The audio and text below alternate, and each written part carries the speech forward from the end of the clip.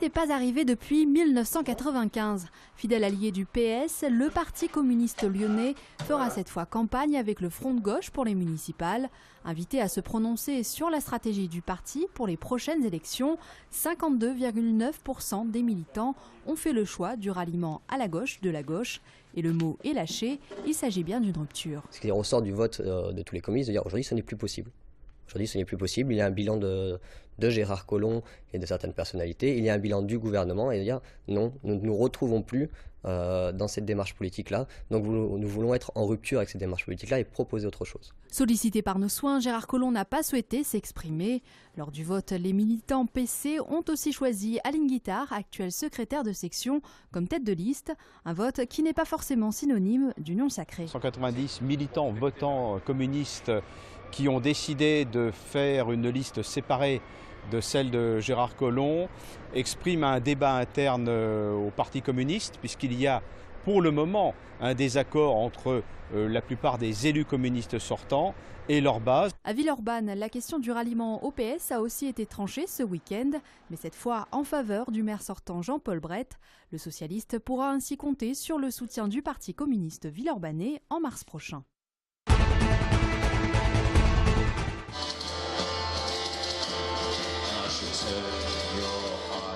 Dancing June interdit de concert à Lyon, c'est la préfecture du Rhône qui l'a annoncé, évoquant des troubles à l'ordre public attendus en réaction à ce spectacle et soulignant le caractère provocateur du groupe.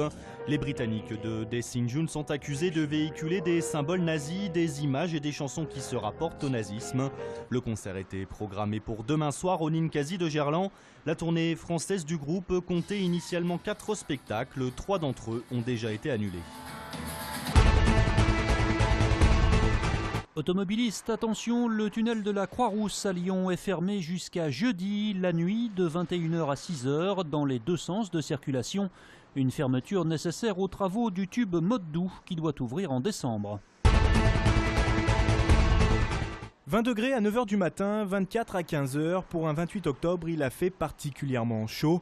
10 degrés au-dessus des normales de saison et ça fait une semaine que ça dure. De mémoire de Lyonnais, on avait rarement vu ça. J'ai pas souvenir qu'il fasse si beau, j'ai plutôt souvenir du mauvais temps et de la pluie à cette période de l'année. Et on apprécie, on est bien, on mange des glaces du coup. Terrasse, glace et même pique-nique, aujourd'hui on a surtout profité comme ici sur les berges du Rhône. Je pense qu'on va faire bronzette, puisque faire bronzette au mois d'octobre ça fait quand même très très plaisir. C'est dommage que la piscine du Rhône soit pas ouverte là, c'est dommage. Mais attention, l'enthousiasme d'un été retrouvé est vite refroidi par les professionnels. Demain, c'est déjà terminé. On devrait perdre 8 degrés par rapport au maximal d'aujourd'hui. Mercredi, encore une petite baisse par rapport à mardi. Cette fois, on devrait retomber au niveau des normales. Mais ça va être ressenti très frais parce que mercredi, on aura du vent du nord.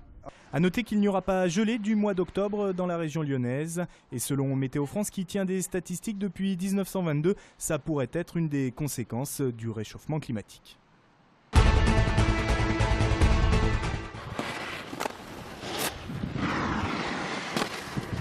Si vous voulez travailler les figures sur le snowpark ou plus simplement enchaîner les premiers virages de la saison, rendez-vous aux Deux Alpes.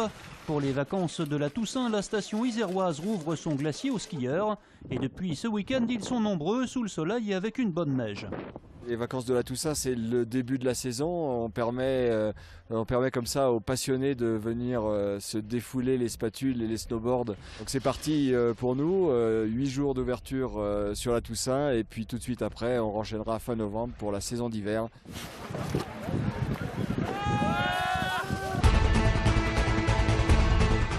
L'OL chute à Monaco hier en fin d'après-midi. Les Lyonnais n'ont rien pu faire face aux joueurs de la Principauté et se sont inclinés 2-1. Menés 2-0 à la pause, Lyon aura au moins eu le mérite de réduire le score en seconde période par l'intermédiaire de Bafé Gomis qui signait là son 90e but en Ligue 1, mais c'était trop tard et du coup l'OL dégringole au classement et perd 3 places. Ce matin, les Lyonnais se sont réveillés 14e à 5 points du premier relégable Ajaccio. Avec seulement 3 victoires en 11 journées, Lyon est à sa place, il va falloir s'y faire.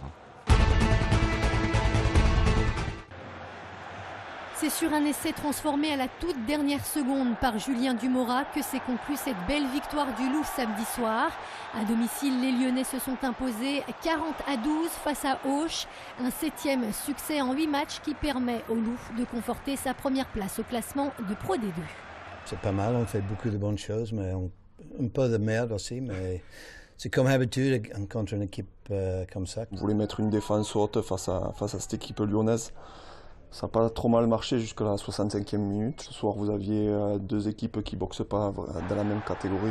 Bon dernier du classement, Auch n'a en effet pas démérité, poussant même souvent les Lyonnais à la faute.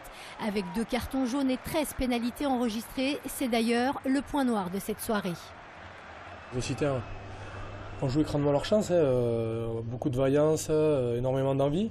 Et après, voilà, l'indiscipline a été un peu le point noir de la soirée, c'est sûr. Je crois que c'était pas très joli à regarder, voilà, mais bon, il y a les 5 points, donc on va se contenter de ça. Et les 5 points sont vraiment très positifs, quoi. Seul leader, grâce à cette victoire, le Loup peut désormais préparer sereinement son déplacement à Aurillac, actuel 3e, et surtout concurrent sérieux à la montée en top 14.